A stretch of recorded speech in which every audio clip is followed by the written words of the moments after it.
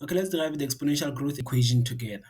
Okay, so we know that the rate at which a is growing with respect to time, meaning as time goes on, a will be growing at that rate, is directly proportional to the size of a. It depends on the size of a. A good example is the rate at which 4 individuals are reproducing will be lower than the rate at which 50 individuals are reproducing to make their population grow. Okay, and this is what is meant by this formula here. The rate at which A is growing is directly proportional to the size of A. Okay. Now from this, what we do is we formulate our mathematical equation and say now that rate of change of A with respect to time is going to be what? Is going to be some growth constant K multiplied by A. Okay. And from there, you isolate A's on the one side and as you isolate T's on the other side because we are looking at A with respect to time. Okay. From here, we say we're going to have a dA over A equals to K times dt. We multiplied both sides by dt and then you divide both sides by A, divide by A, divide by A. The resulting will be this will cancel that. A will go out with that A. So you have dA over A there, and then you have K dt there. From here, you take the integral of both sides. Just take the integral of both sides. What do you have this side? You have ln of A. Just ln of A, not absolute value of A. Why? Because we are dealing with population. It can never be negative or it can never be zero. We are dealing with something that is real. We can see is there, is positive. And so this will be equal to k is just a constant k times the integral of dt is just t to the power of 1 plus some constant c. If we want to check a of t, we say we take e for both sides so that e and the ln cancel. We have a there equals to e to the power of kt, e to the power of kt multiplied by e to the power of c. That is just another c, or a constant c. E is a constant to the power of another constant is again a constant. Now let's check at time 0 what's happening. At time 0, what will happen is that we have an initial population that we started with. We have A naught equals to C e to the power of 0, that is just C into 1. From here we see that C is therefore the A naught. We take this C, we substitute back into that formula there. We say therefore A at any time t will be given by C. C is A naught e to the power of kt. And that's your formula. Simple meaning of this formula is that population at any time will be given by the initial population times e to the power of growth constant times that time.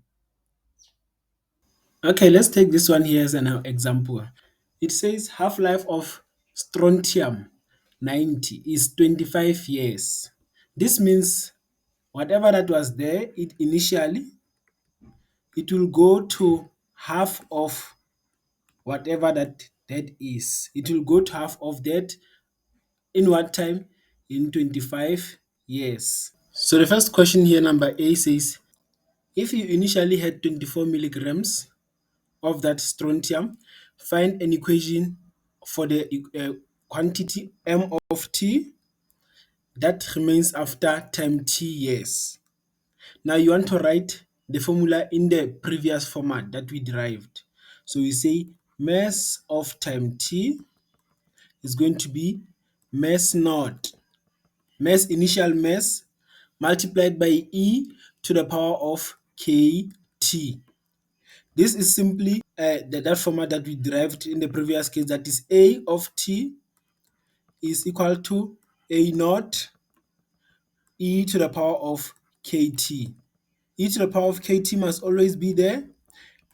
initial condition, initial value must also be there.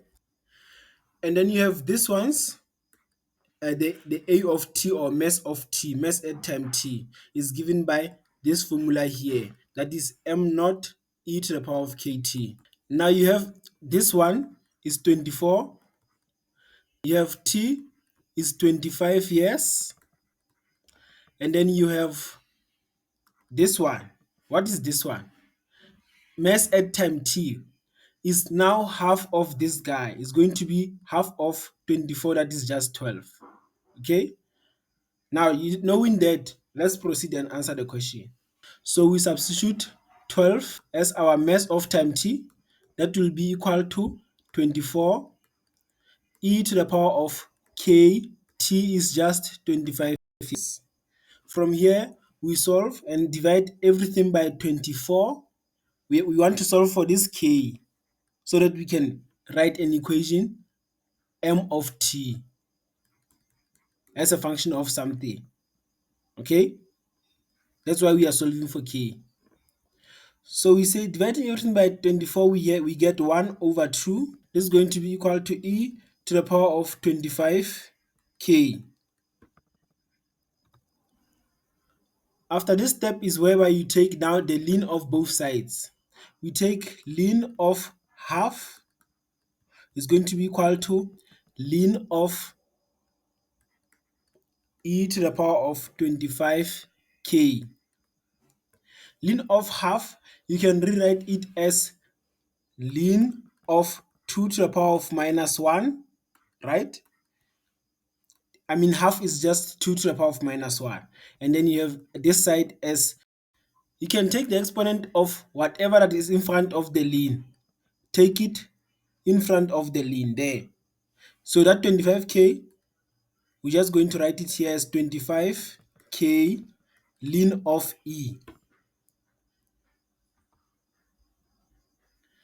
And then from here, we can apply the same thing this side and say this and negative 1. We can take it in front of the ln. Now we will have minus ln of 2 equals to 25k. Ln of e is just 1. So writing it there or just omitting it doesn't matter. Solving for k, you get that your k is going to be equal to minus of ln 2 divided by 25, dividing both sides by 25. Now that this is your k, you want to rewrite your formula as mass of time t is going to be equal to mass naught.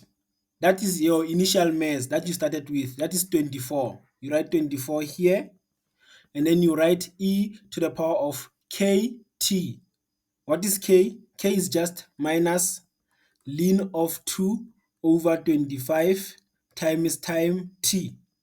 Now this is your final answer. You are done answering number A. Okay? If you want to test if it's true, what you can do is you can test with mass of 25. The one that they gave you, and see if it works. So this mass of 25, mass after 25 years, it will be 24 e to the power of minus ln 2 times 25, everything divided by 25. 25 cancels with 25.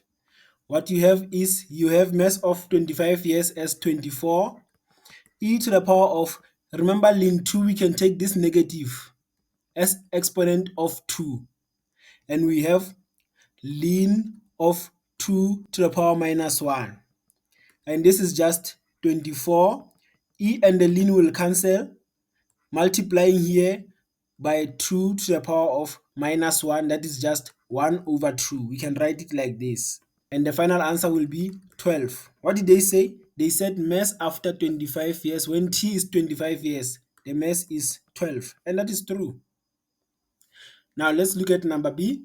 Now that we know that our mass as a function of time is given by 24 e to the power of minus ln 2 over 25 times t, let's solve the question that is saying determine the mass that is left after 40 years. Mass at 40 years will therefore be 24 e to the power of minus ln 2 over 25 multiplied by 40. Just try to simplify it for them. Simplifying this for the marker, we say equals to 24 e to the power of minus 25. 5 goes into 25 5 times. It goes into 40 8 times. So this is just e to the power of minus 8 ln 2 over 5. This is the final answer. But if you feel like you can take advantage and go further, this is what you can do. Write it in such a way that e and the ln will cancel. So we have equals to 24 e to the power of, we take the whole exponent. Now let me simplify it for you first. This is just minus 8 over 5 ln of 2. Okay, now this minus 8 over 5, we are going to take it as exponent of 2 so that the e and the ln will cancel. We are going to have 24 e to the power of ln. This is what we are interested in, this relationship. But it's ln of what? Ln of 2 to the power of minus 8 over 5. So that e and the ln will cancel. Now you have 24 being multiplied by 2 to the power of minus 8 over 5. And there you have equals to 24 into a negative exponent. We take it below the fraction. We make it a denominator, it becomes a positive exponent. So this is just going to be 1 over 2 to the power of positive 8 over 5.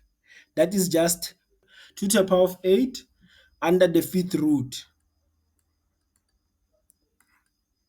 And this is the same as that guy there that we said it's our possible final answer. We're just simplifying it to get here.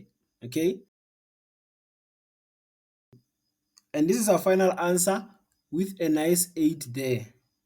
Please write a nice 8 there. My pen turned the board against me this time. I don't know what's happening with it.